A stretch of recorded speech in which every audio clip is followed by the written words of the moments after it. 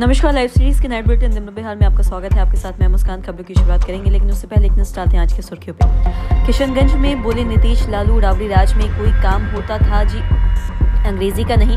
अब मोदी का साम्राज्य गरजी। प्रियंका गांधी वीआईपी ने आरजेडी के सामने किया सरेंडर।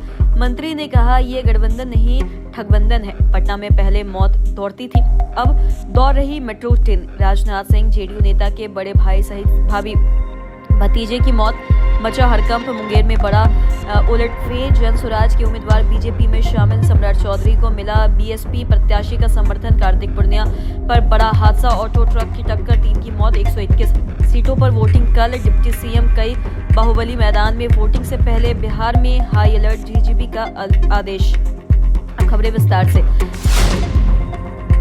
किशनगंज के ठाकुरगंज में सीएम नीतीश कुमार चुनावी सभा कर रहे हैं और सीएम ने कहा है कि लालू राबड़ी सरकार में काम नहीं हुआ है। नीतीश कुमार ने आगे ये भी कहा कि पहले की सरकार ने काम नहीं किया और हमारी सरकार आई तो हमने भी बिहार में बेहतर सड़कों का निर्माण किया है। और पहले वाली स्थिति में बहुत बुरा हाल था, लोग शाम के बाद घर से बाहर नहीं निकलते थे। अब बच्चा, लड़का लड़की आराम से घूमते हैं, तो हम भी अपने इलाके में जाते थे, देखते थे और सब बंद रहता था। पहले फालतू सरकार थी, हिंदू मुस्लिम झगड़ते होते थे, तो वहीं पढ़ाई की व्यवस्था नहीं थी और इलाज की व्यवस्था नहीं थी। बता दें कि सड़कें नहीं थी, बिजली नहीं थी और हमारी सरकार आई तो हमने सभी के हित में काम किया। और सीएम नीतीश कुमार ने ये भी कहा है कि अब बिहार में विकास का राज्य है। कांग्रेस महासचिव प्रियंका गांधी बिहार के बेतिया के चनपटिया पहुंची है। उन्होंने सभा में ये भी कहा है कि 20 साल में सरकार ने बस आपके संघर्ष करने की आदत डलवाई है और मोदी साम्राज्य में किसान कर्ज लेता है और ब्याज चुकाते चुकाते उसकी कमर टूट जाती है। आपका कर्ज कभी माफ नहीं होता है, लेकिन अंबानी अडानी का लाखों करोड़ों का कर्ज माफ होता है। बता दें कि देश के प्रधान बिहार के सीएम को अपने मंच पर नहीं लाते हैं और दूसरी पार्टी पर सवाल उठाते हैं। वो कहते हैं कि कांग्रेस के पोस्टर में तेजस्वी की तस्वीर छोटी है, उन्हें देश की नहीं राहुल गांधी और तेजस्वी के भविष्य की चिंता है। प्रियंका ने ये भी कहा है कि बिहार में जितने उद्योग लगे उसका क्या किया इस सरकार ने। पहले लोग चाहते थे कि सरकारी कारखाने में नौकरी लग जाए, लेकिन मोदी जी ने सारे उद्योग को अपने 2 दोस्तों को सौंप दिया। केंद्रीय जन शक्ति राज्य मंत्री राजभूषण निषाद ने आज प्रेस वार्ता कर महागठबंधन और वीआईपी पार्टी पर जोरदार हमला बोला है। उन्होंने ये भी कहा है कि वीआईपी पार्टी ने राजद के सामने आत्मसमर्पण कर दिया है और जिससे स्पष्ट हो गया है कि महागठबंधन में कोई भी विचारधारा नहीं है, बल्कि सिर्फ सत्ता की लालसा है।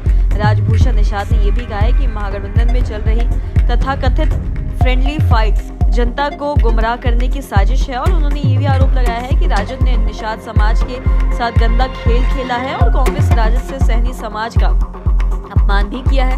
उन्होंने ये कहा कि वीआईपी सुप्रीमो मुकेश सहनी को कांग्रेस और साथ ही राजद ने सरेंडर कराने पर मजबूर कर दिया और उप मुख्यमंत्री पद के नाम पर उन्हें ठगा गया और यह गठबंधन नहीं बल्कि स्वार्थ का ठगबंधन है। रक्षा मंत्री राजनाथ सिंह ने बांका में आज चुनावी सभा को संबोधित किया और इस दौरान उन्होंने महागठबंधन पर निशाना साधते हुए ये भी कहा है कि बिहार का भविष्य तय करने का समय आ चुका है। जिसका दामन साफ होगा वही बिहार को विकसित राज्य बना सकता है। अब फैसला जनता को करना है कि वह बिहार को विकास के रास्ते पर ले जाना चाहती है या फिर जंगल के राज पे। और आरजेडी पर हमला बोलते हुए उन्होंने ये भी कहा है कि राज्य सरकार हर बार नौकरी देने का वादा करती है, लेकिन उसे कभी पूरा नहीं करती और बिहार अब बदल चुका है। जनता विकास की बात करती है, धमकी की नहीं। पटना से पहले मौत दौड़ती थी और अब मेट्रो ट्रेन दौड़ने लगी है। जेडीयू नेता निरंजन कुशवाहा ने बड़े भाई नवीन कुशवाहा, भाभी और भतीजे की बीती रात मौत हो गई और घटना पूर्णिया जिले के खंजाची हाट थाना क्षेत्र के यूरोपियन कॉलोनी स्थित उनके आवास पर हुई थी। जैसे ही परिवार के 3 सदस्यों की मौत की खबर सामने आई तो पूर्णिया में हड़कंप मच गया और एक साथ 3 लोगों की मौत हो गई। तो वहीं बता दें कि फिलहाल पुलिस की ओर से कोई बयान नहीं आया है, लेकिन नवीन कुशवाहा के छोटे भाई और जेडीयू से जुड़े निरंजन कुशवाहा ने इस मामले में पूरी जानकारी भी दी है। और घटना की जानकारी मिलने के बाद पूर्णिया के सांसद पप्पू यादव, जेडीयू की मंत्री लेसी सिंह, पूर्णिया सदर से कांग्रेस के प्रत्याशी जितेंद्र यादव अस्पताल पहुंचे और फिलहाल पुलिस इस पूरे मामले की जांच में जुटी हुई है और जांच के बाद ही पता चलेगा कि कैसे यह सब घटना हुई है। और घटना के बाद परिवार के लोगों में कोहराम भी मच गया है, लोगों को रो रो कर बुरा हाल हो चुका है। विधानसभा चुनाव से ठीक एक दिन पहले मुंगेर सीट पर बड़ा उलटफेर हो गया है। बता दें कि जनस्वराज पार्टी के उम्मीदवार संजय सिंह ने अचानक पार्टी छोड़कर भाजपा का दामन थाम लिया और संजय सिंह ने आज भाजपा प्रत्याशी कुमार प्रणय की मौजूदगी में पार्टी की सदस्यता भी ली और उनके समर्थन में उतरा और इस कदम को मुंगेर में चुनावी समीकरण पूरी तरह से बदल सकते हैं। तो वहीं संजय सिंह के भाजपा में शामिल होने के बाद मुंगेर की सियासत में हलचल भी हो गई है तेज। और बता दें कि माना जा रहा है कि यह कदम विधानसभा चुनाव में बड़ा उलटफेर हो चुका है। तो वहीं सूत्रों के मुताबिक भाजपा इसे मास्टर स्ट्रोक मान रही है और जबकि जनसुराज समर्थकों में नाराजगी भी देखने को मिल रही है।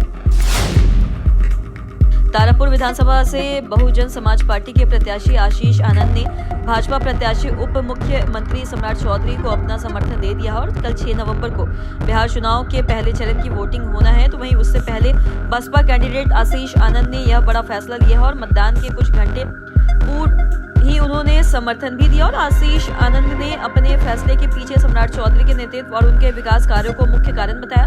और उन्होंने ये भी कहा कि मैंने पूरी सोच विचार के बाद आदरणीय सम्राट चौधरी जी को समर्थन देने का निर्णय लिया है। उनके कार्यों से मैं काफी ज्यादा प्रभावित भी हूँ। तारापुर विधानसभा से मैं पहले चरण का मतदान होना और इस समर्थन से चुनावी समीकरणों में महत्वपूर्ण बदलाव आने की भी संभावना है। पटना में बुधवार की सुबह ट्रक ने ऑटो में टक्कर मार दी। बता दें कि ऑटो पर करीब 12 लोग सवार थे, जिसमें 3 की मौत हो गई। मरने वाले में 2 महिलाएं हैं, 1 पुरुष है और ये लोग जहानाबाद से गंगा स्नान के लिए पटना आ रहे थे। और घटना की सूचना मिलते ही परसा बाजार थाने की पुलिस मौके पर पहुंचे। उन्होंने बाईपास 0 माइल ट्रैफिक थाने को सूचित किया और इसके बाद ट्रैफिक पुलिस भी घटनास्थल पर पहुंचे और पुलिस ने सभी घायलों को PMCH पहुंचाया और मृतकों के शवों को पोस्टमार्टम के लिए भेजा गया। और परसा थाना प्रभारी मेनका रानी ने यह भी कहा है कि ऑटो में लगभग 12 से अधिक लोग सवार थे और ट्रक चालक मौके से फरार हो गया और पुलिस पूरे मामले की भी जांच कर रही है। तो वहीं बता दें कि सभी घायलों का भी इलाज अभी PMCH में जारी है। बिहार विधानसभा चुनाव 2025 का पहला चरण महज कुछ घंटे दूर बचा है। तो वहीं 6 नवंबर को राज्य की 121 विधानसभा सीटों पर मतदान होना है और वहीं 243 सीटों के लिए 2 चरणों में चुनाव हो रहे हैं। पहले चरण में 18 जिलों की और 121 सीटें शामिल हैं। तो वहीं पहले चरण में 18 जिलों में मतदान होगा। इनमें से पटना, भोजपुर, बक्सर, गोपालगंज, सिवान, सारण, मुजफ्फरपुर, वैशाली, दरभंगा, समस्तीपुर, मधेपुरा, सहरसा, खगड़िया, बेगूसराय, मुंगेर, लखीसराय, शेखपुर और नालंदा शामिल है। तो वहीं पहले चरण में 18 जिलों के मतदाता वोट डालेंगे। 45,341 बूथ बनाए गए हैं। पहले चरण में कुल 1,314 उम्मीदवार हैं और NDA की ओर से JDU ने 57 और वहीं भाजपा ने 48, RJPR ने 13 और उपेंद्र कुशवाहा की RLM ने 2 और जितना मांझी की हमने 1 सीट पर प्रत्याशी उतारे हैं। बिहार के पुलिस महानिदेशक विनय कुमार ने बुधवार को आदेश जारी किया है कि चुनाव के दौरान किसी भी तरह की हिंसा, उपद्रव या फिर कानून व्यवस्था बिगाड़ने की कोशिश करने वालों पर तत्कालीन प्रिवेंटिव डिटेंशन के तहत गिरफ्तारी होगी। और DGP ने अपने आदेश से ये भी साफ तौर पर कहा है कि ऐसे लोगों को चुनाव खत्म होते ही ब्रांड पर रिहा किया जाएगा। तो वहीं लेकिन इनके खिलाफ सख्त ब्रांड भरने की बाध्यता भी तय की जाएगी। और इससे पहले मीडिया से बातचीत करते हुए उन्होंने ये भी कहा है कि DGP ने बताया कि चुनाव के दौरान हालात पर नजर बनाए रखे जाएंगे। तो वहीं एक बड़ा कंट्रोल रूम बनाया गया है जहां से राज्य भर की गतिविधियों पर नजर भी रखी जा रही है। तो आज के इस वीडियो में इतना ही। अगर आपने हमारे चैनल को सब्सक्राइब नहीं किया तो तुरंत कर लीजिए, साथ ही हमारे फेसबुक पेज को लाइक करें। वीडियो देखने के लिए आपका धन्यवाद।